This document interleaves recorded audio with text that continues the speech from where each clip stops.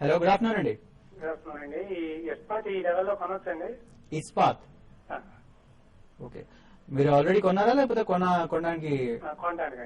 కొనడానికి ఇస్పాత్. ఇస్పాత్ అయితే వీక్ గానే ఉందండి. ఇప్పుడు యాక్చువల్ చెప్పాలంటే మీకు కమాడిటీ సైకిల్ అంతా కూడా చేంజ్ అయిపోయింది. చాలా కమాడిటీస్ అన్ని కూడా ఏ రోజుకి ఆ రోజు కొన్ని న్యూ లోస్ వస్తున్నాయి. సో ఇటువంటి పరిస్థితుల్లో మీరు ఏంటంటే ఇస్పాత్ లాంటి స్టాక్ ని కొంతకాలం అవాయిడ్ చేయండి. అఫ్ కోర్స్ ఇది మనం చూస్తే రీసెంట్ గా 21 రూపీస్ నుంచి 1650 దాకా రావడం జరిగింది. అంటే మిగతా అదర్ స్టాక్ తో కంపేర్ చేసుకుంటే తక్కువ పడింది. అట్లనే పెరగలేని స్టాక్ కూడా. సో మీరు దీనికన్నా ఏంటంటే ఇప్పుడు ఆల్రెడీ మనకి టాటా స్టీల్, హిండాల్కో ఇటువంటివన్నీ కూడా చాలా అట్రాక్టివ్ గా దొరుకుతున్నాయి కాబట్టి, ఎందుకంటే టాటా స్టీల్ దగ్గర హై నుంచి ఒక 300-400 రూపీస్ దాకా పడడం జరిగింది. కాబట్టి మీరు టాటా స్టీల్ లాంటి స్టాక్ ని బై చేయమని చెప్తాను. కానీ ఇప్పుడు ఈ టైంలో ఇటువంటి స్టాక్ ని కొంత దూరంగా ఉండడం మంచిదండి.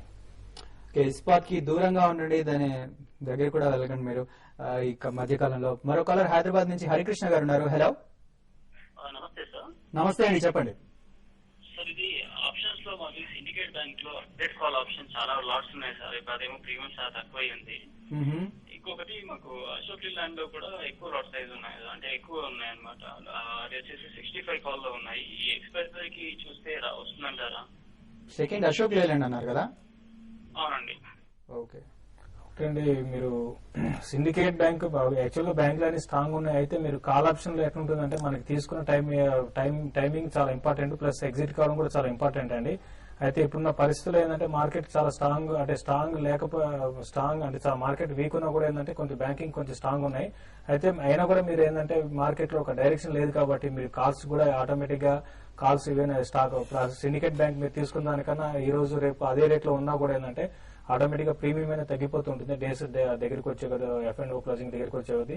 కాబట్టి ఏంటంటే నా ఉద్దేశం ప్రకారం మీరు ఒకసారి ఎగ్జిట్ కాండి. ఏదైనా కూడా మార్కెట్ పెద్దగా స్ట్రాంగ్ లేవు కాబట్టి, మార్కెట్ చాలా వీక్ ఉన్నాయి కాబట్టి ఒకసారి ఎగ్జిట్ కమని చెప్తాను. ఇట్లనే అశోక్ లేలాండ్ కూడా మీరు అరౌండ్ ఫీచర్స్ లో ఉన్నారనుకుంటే మాత్రం అరౌండ్ మీరు రేట్ దగ్గరికి వస్తే ఒకసారి ఎగ్జిట్ కాండి. మార్కెట్ లో ఏమాత్రం కొంచెం ఫాల్ వస్తే మాత్రం మీకు ఇవి కూడా బాగా కిందకు వచ్చే అవకాశం కనపడుతుందండి. ఓకే, మరో కాలర్ చంద్రశేఖర్ రావు గారు ఉన్నారు. హలో. హలో, చెప్పండి. సార్ టాటా మోటార్స్ లాంగ్ వెళ్ళొచ్చు అంటారా? ఓకే, టాటా మోటార్స్ ప్రస్తుతం లాంగ్ వెళ్ళొచ్చు. ఒకటి టాటా మోటార్స్ అయితే ఇప్పుడు F&O లాంగ్ వద్దండి. ఇంకా చెప్పాలంటే నిన్న ఈ రోజు స్టాక్ అయితే నిన్న బాగా వీక్నెస్ అనేది చూపించింది. సో కాబట్టి ఏంటంటే మీరు ఇప్పుడే ఈ స్టాక్ లో లాంగ్ పొజిషన్ తీసుకోవకండి. ఇంకా నా ఉద్దేశం ప్రకారం మీరు షార్ట్ సెల్ కూడా చేయొచ్చు. 745, 750 అనేది దీనికి బాగా రెసిస్టెన్స్.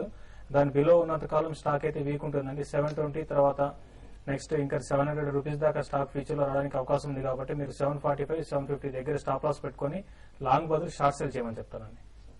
ఓకే, లాంగ్ కంటే కూడా మీకు షార్ట్ సెల్ బెటర్ అని సలహా ఇస్తున్నారండి. మరో కాలర్ హైదరాబాద్ నుంచి లక్ష్మి గారు ఉన్నారు. హలో. హలో, నమస్తే అండి. Good afternoon. నమస్తే అండి, చెప్పండి. బాలగారు అండి, ఏబిఎన్ లో విని బాలగారిది సౌత్ ఇండియన్ బ్యాంక్ ఒకటి, లక్ష్మీ విలాస్ బ్యాంక్ కొన్నాము. లక్ష్మీ విలాస్ బ్యాంక్ 79 లో, సౌత్ ఇండియన్ బ్యాంక్ 146. అంటే నేను లాంగ్ టర్మ్ ఇన్వెస్టర్ అండి.